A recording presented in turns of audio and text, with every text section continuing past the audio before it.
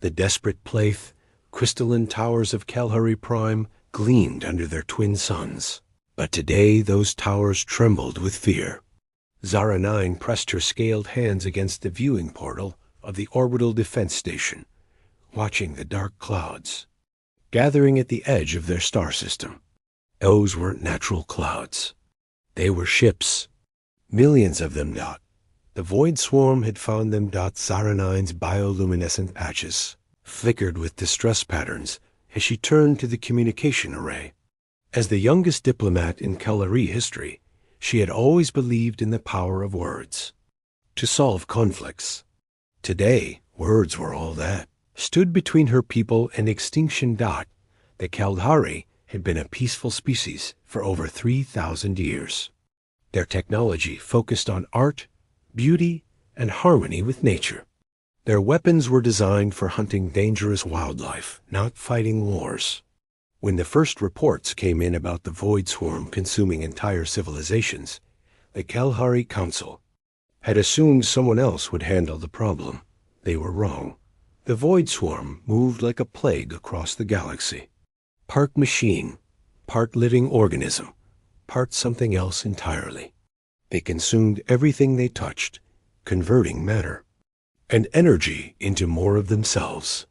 Planets became empty husks. Stars dimmed and died. Entire species vanished without a trace. Zara 9 activated the quantum communication system with trembling fingers. The first message went to the Zentari Empire, the largest military power in the known galaxy. The response came within minutes. Kelhari.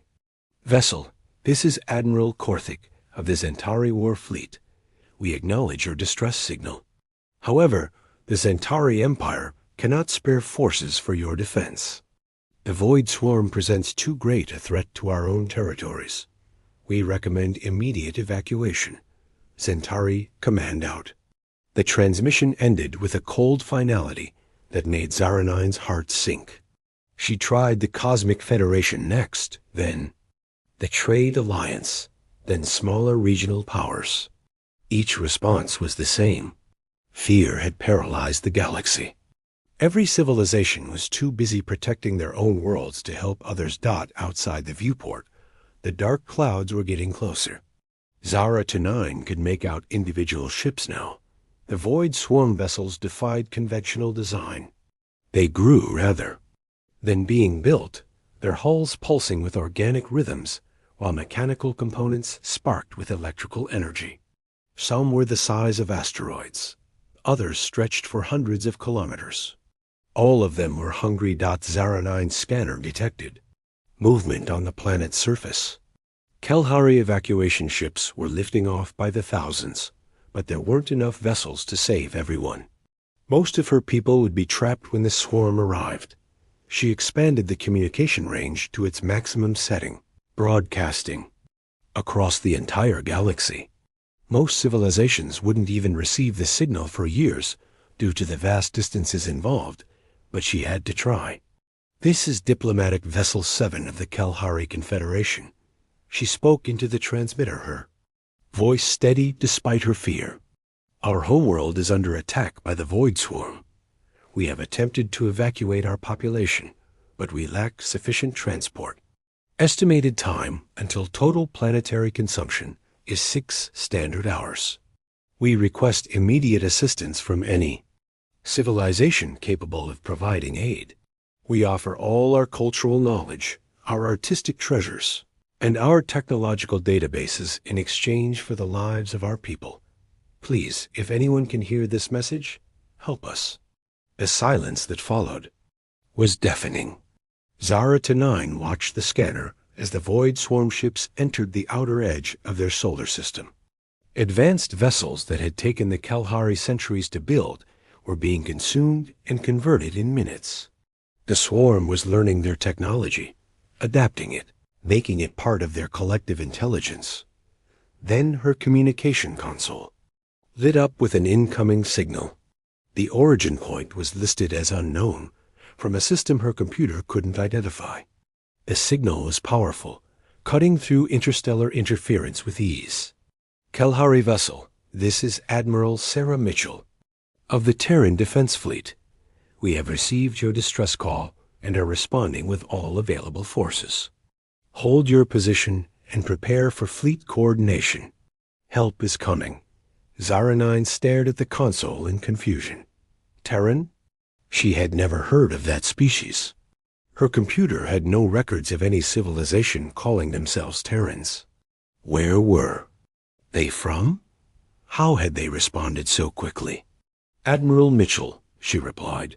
Thank you for responding, but I must warn you about the Void Swarm. They have destroyed every military force that has faced them. They adapt to any weapon and grow, stronger with each victory. Perhaps you should consider the safety of your own people before engaging them. The reply came immediately. Diplomat Zara 9, we appreciate your concern. But on Earth, we have a saying, when someone calls for help, you don't calculate the odds. You ask how fast you can get there. The entire Terran Defense Fleet is en route. To your position. ETA 47 minutes. Zara 9's bioluminescent patches flashed with amazement. 47 minutes? That was impossible. The nearest inhabited system was days away, even with the fastest engines known to galactic science. Her scanners suddenly detected new contacts appearing at the edge of the system, not approaching from interstellar space, but materializing as, if from nowhere, the readings were impossible. Ships appearing from what looked like tiers in space itself. One ship became 10. 10 became 100. 100 became 1,000. The scanner display couldn't keep up with the new contacts appearing. Every second. Zara 9 watched in stunned silence as the largest military fleet she had ever seen emerged from what could only be some form of faster-than-light transportation. Technology. The ships themselves were unlike anything in her databases. They had a functional, aggressive design that spoke of a species that had spent a long time learning how to fight. The smallest vessels were the size of Kelhari cruisers, while the largest were mobile cities bristling with weapon arrays she couldn't identify. Admiral Mitchell, Zara 9 transmitted, her voice barely a whisper. Your fleet... ... It's enormous. How many ships do you have? Final count is 5,237 vessels, came the calm reply. That includes everything from destroyers to dreadnoughts, plus civilian vessels that volunteered for the mission. We don't leave our civilians behind when there's a fight to be won. Civilian vessels? Zara 9 looked more closely at the fleet composition. Mixed in with the obvious warships were vessels that looked like cargo haulers, passenger transports, even what appeared to be mining ships. What kind of species brought their civilians to a battle against the Void Swarm? Her question was answered when the communication channel opened again, and she heard multiple voices speaking at once. This is Captain Marcus Chun aboard the destroyer. Relentless. All weapon systems green and ready for contact. Dr. Elena Vasquez, reporting from the research vessel Curiosity. My science team has converted our mining lasers to military specifications. We're ready to contribute. Captain Sarah Kim, Cargo Transport Endurance. We've loaded our holds with kinetic projectiles and volunteer fighters. Let's show these things what humans do to bullies. Humans. So that's what they called themselves. Zara 9 had never heard of their species, but the determination in their voices made her scales tingle with hope for the first time in days that the Void Swarm had noticed the new arrivals. The massive biomechanical ships began changing course, their collective intelligence analyzing this unexpected development. Some of the swarm vessels were larger than human dreadnoughts, and there were millions of them spread across the system. Admiral Mitchell, Zara 9 transmitted urgently, the swarm is adapting to your presence. They're changing their attack pattern. I've studied their behavior for weeks. They learn from every encounter and become more dangerous. We're counting on it, Admiral Mitchell replied, and there was something in her voice that made Zara 9 shiver. It wasn't fear or uncertainty. It was anticipation. All human vessels, you heard the lady. These things adapt to conventional tactics. Good thing we humans don't do conventional. The first wave of Void Swarm ships approached the human fleet, their biomechanical hulls pulsing with dark energy. They moved in perfect coordination, like cells in a vast organism. Each ship was a node in a collective intelligence that had consumed countless civilizations. But as they closed the distance, something unexpected happened. The human fleet didn't form the standard battle lines that every spacefaring species used. Instead, they scattered into seemingly random patterns that hurt Zara-9's eyes to follow. Ships that should have been supporting each other spread out across the system. Formations that should have protected larger vessels dissolved into chaos. What are they doing? Zara-9 whispered to herself. They're breaking every rule of space combat. The Void Swarm ships opened fire first, their bioplasma, weapons reaching out across space to strike the human vessels. But the humans weren't where the swarm expected them to be. Ships that had been moving in straight lines suddenly changed direction in ways that should have torn them apart. Vessels that should have been easy targets twisted through space, like they were flying through an atmosphere instead of vacuum. The return fire from the human fleet was unlike anything Zara-9 had ever seen. Instead of the usual energy weapons, streams of solid metal traveled at incredible speeds, punching through Void Swarm hulls with devastating effect. But more shocking was the variety. No two human ships seemed to be using the same weapons. Some fired conventional projectiles. Others used focused energy beams. A few launched what looked like modified mining charges. One vessel appeared to be shooting chunks of refined metal that burst into clouds of superheated particles on impact. Improvised weapons, Admiral Mitchell explained as if reading Zara-9's thoughts. We've been preparing for this fight during our journey here. Every ship captain was authorized to modify their weapon systems however they saw fit. The swarm can adapt to standard tactics, but they have trouble adapting to weapons that change every few minutes. The battle continued to unfold in ways that defied everything Zara-9 understood about warfare. Human ships worked in small groups that formed and reformed constantly. When the swarm adapted to their tactics, the humans simply changed to completely different tactics. It was like watching a species that had learned to fight by battling itself as the first hour of combat drew to a close. Zara-9 realized that the impossible was happening. The human fleet was not just holding its own against the Void Swarm. They were winning. Deathworlders unleashed the space around Kelhari Prime had become a graveyard of Void Swarm vessels. Chunks of biomechanical hull drifted past Zara-9's observation post, leaking the dark fluids that served as the swarm's lifeblood. But instead of celebrating, she watched the human fleet with growing amazement and terror. They fought like nothing she had ever seen. Where other species would have formed defensive positions, the humans attacked. Where military doctrine called for retreat, they advanced. Most disturbing of all, they seemed to be enjoying themselves. "Yeehaw!" came a voice over the communication channel. "This is Mining Ship Prospector. Just took down one of their big Uglies with a load of asteroid-cracking charges. Who says civilian gear can't do military work?" Admiral Mitchell's voice cut through the chatter. "Good work, Prospector. All civilian vessels, remember your mission parameters. You're not expendable, and neither are your crews. Take calculated risks, not suicidal ones." Zara-9 listened to the conversation with fascination. These humans were coordinating military and civilian forces in ways that should have been impossible. Their civilian captains spoke like veterans, while their military commanders showed concern for non-combatants. That was rare among warrior species. The Void Swarm collective intelligence was struggling to adapt. Every time it developed a counter-strategy for human tactics, the humans changed their approach entirely. Swarm ships designed to counter kinetic weapons suddenly faced energy bombardment. Bio-armor adapted to resist plasma found itself dissolving under chemical attacks. "Dr. Vasquez to Admiral Mitchell," came a voice from one of the science vessels. "We've been analyzing swarm adaptation patterns. They're following predictable biological responses to threat stimuli.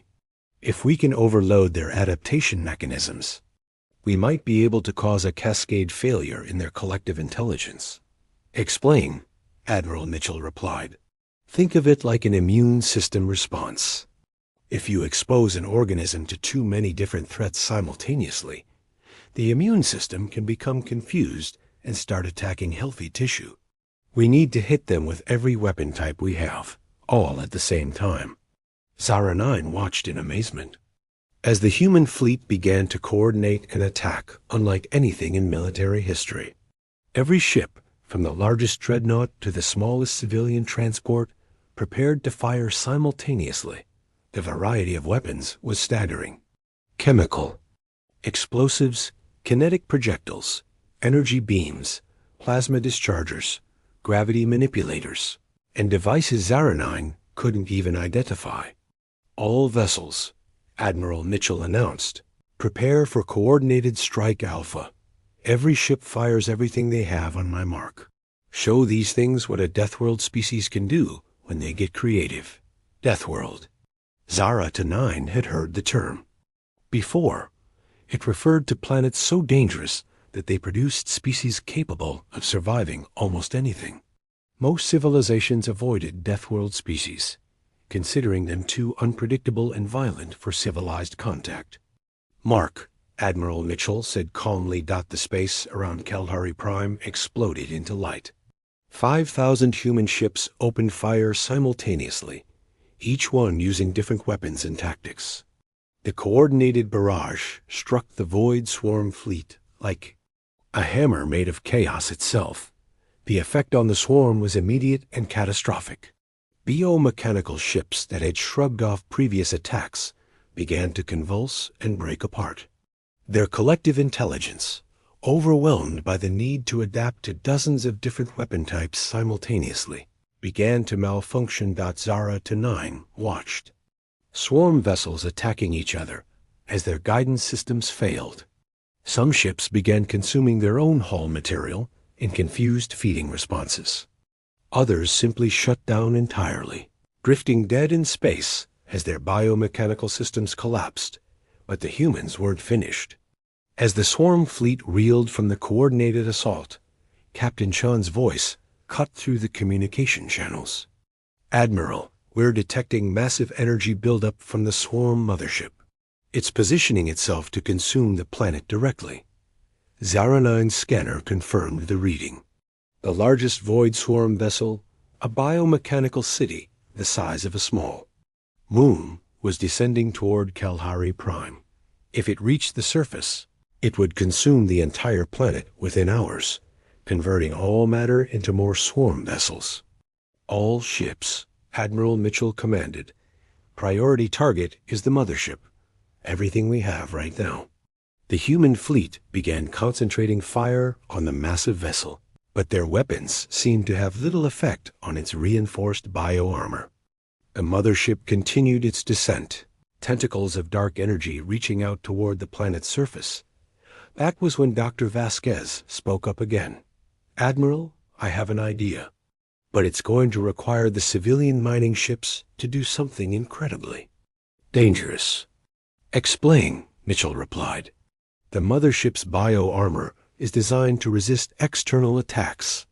But if we could get inside its structure, we could deploy charges directly against its core systems. The mining ships have the heaviest drilling equipment in the fleet." Captain Sarah Kim's voice came over the channel immediately. "This is the Endurance. My ship can do it. We've got the best drilling array in the civilian fleet." "Sarah, no," Admiral Mitchell said firmly. "It's a suicide mission. That thing's interior will be filled with defensive organisms. Admiral, with respect, we didn't come all this way to watch good people die because we were too scared to take risks. Besides, we're from Earth. We eat dangerous organisms for breakfast. Zara to 9 listened to the exchange with growing understanding. These humans weren't just warriors. They were something else entirely. A species that had survived on a world so dangerous that facing impossible odds was just another day at work. "I'm going with her," Captain Sean announced. "The Relentless can provide escort and heavy firepower." "Me too," Dr. Vasquez added. "The Curiosity has scientific equipment that might be useful inside that thing." Within minutes, dozens of human vessels had volunteered for what should have been a suicide mission. Admiral Mitchell tried to limit the volunteers, but they kept arguing for inclusion. Finally, she gave up. "Fine," she said, and Zara 9 could hear both pride and exasperation in her voice. "Full volunteer force, but this goes by the book. Military vessels provide escort and fire support. Civilian vessels handle the drilling and demolition. Nobody plays hero, and everybody comes home. That's an order." The volunteer force broke away from the main fleet and headed directly for the mothership. Zara to 9 watched their approach with her heart's hammering. The massive biomechanical vessel turned its attention to the smaller human ships, defensive tentacles, lashing out to intercept them. But the humans had learned something during their battle with the swarm fleet. They moved like a school of fish, each ship anticipating the movements of the others. When tentacles swept toward one vessel, 2 others were already in position to destroy the threat. When bioplasma discharges targeted specific ships, they were no longer where the swarm expected them to be. A mining ship Endurance reached the mothership's hull first, its industrial drilling array beginning to cut through layers of bioarmor. That had resisted military weapons. Behind it, the destroyer Relentless provided covering fire while the research vessel Curiosity scanned for weak points in the creature's structure. "We're through the outer hull," Captain Kim reported. "Beginning penetration of the inner structure. This thing is hollow inside, like a city made of living tissue." The human ships pushed deeper into the mothership's interior, following corridors that pulsed with alien life. Defensive organisms attacked them at every turn, but the humans had weapons designed for every situation. Mining charges cleared blocked passages. Scientific equipment detected hidden threats. Military weapons eliminated anything too dangerous to bypass. "Found the core chamber," Dr. Vasquez announced. "It's massive. The entire creature's nervous system seems to be concentrated here." "Plant the charges," Admiral Mitchell ordered. "All ships prepare for immediate extraction." The human volunteers worked with desperate efficiency, placing explosive charges throughout the mothership's core systems. As they prepared to retreat, something unexpected happened. The swarm's collective intelligence spoke to them directly, its voice echoing through their communication systems. "Deathworlders," it said, the word dripping with recognition and something that might have been respect. "We have consumed 1,000 civilizations, absorbed their knowledge and strength, but we have never encountered a species like yours. You fight not for conquest or glory, but for others who are not even your own kind. This is incomprehensible. To us, that's the difference between us," Admiral Mitchell replied. "You consume, we protect. You take, we give. And that's why you're going to lose." "Perhaps," the swarm intelligence said, "but we will remember you, Deathworlders. When we have consumed this galaxy and moved on to the next, we will carry the memory of the species that fought not for themselves, but for strangers who asked for help." The charges detonated simultaneously, tearing through the mothership's core. Systems like fire through paper. The massive biomechanical creature convulsed, its hull cracking as internal explosions cascaded through its structure. The volunteer ships barely escaped before the entire mothership collapsed into itself, imploding with a flash of dark energy that could be seen from orbit. With their mothership destroyed, the remaining swarm vessels lost coordination. Some fled the system immediately. Others simply shut down, their biomechanical systems failing without guidance from the collective intelligence. Within hours, the threat to Kelhari Prime was over. Zara-9 found herself aboard Admiral Mitchell's flagship, looking out at the cleanup operations. Human ships were already working to repair damage to Kelhari orbital facilities. Medical teams were treating injured Kelhari civilians. Engineering crews were helping to restore planetary defense systems. "Why?" she asked the Admiral quietly. "Why did you risk everything for people you had never met?" Admiral Mitchell looked out at the human ships working alongside Kelhari vessels. "On Earth, we have a saying, no one fights alone. We learned it the hard way, surviving on a world that tried to kill us every day. We learned that the only way to survive is to help each other, even when it's dangerous." "Your people call Earth a death world," Zara-9 observed. "It is," Mitchell nodded. "But that's what made us strong. Every day on Earth is a battle. Weather that can kill you in minutes. Animals that hunt in packs. Natural disasters that can level cities. We learned to fight not because we wanted to, but because we had to. And we learned to fight together." Zara-9 looked out at the mixed human and Kelhari ships working side by side. "What happens now? Will your people stay?" "For a while, Admiral," Mitchell said. "We'll help you rebuild your defenses, share some technology that might be useful. But Earth has other responsibilities. There are other species out there who might need help, other distress calls to answer. The galaxy thinks Deathworld species are too dangerous for civilized contact." Zara-9 said. Admiral Mitchell smiled. "Maybe that will change. Maybe they'll realize that sometimes, when everything seems hopeless, you need someone dangerous on your side. Someone who learned to fight on a world where everything was trying to kill them." As Zara-9 watched the human fleet prepare for their eventual departure, she realized that the galaxy had indeed changed. Word would spread about the species from Earth, who answered distress calls from strangers.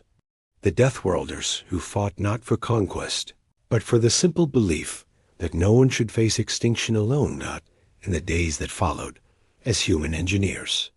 Worked alongside Kelhari scientists and human medics, treated Kelhari wounded. A new chapter began in galactic history. The age when civilizations faced threats alone was ending. The time of the Deathworlders had begun. And somewhere in the vast darkness between the stars, other species in desperate situations began to broadcast their own distress calls, hoping that somewhere, someone from Earth might be listening. Asterisk.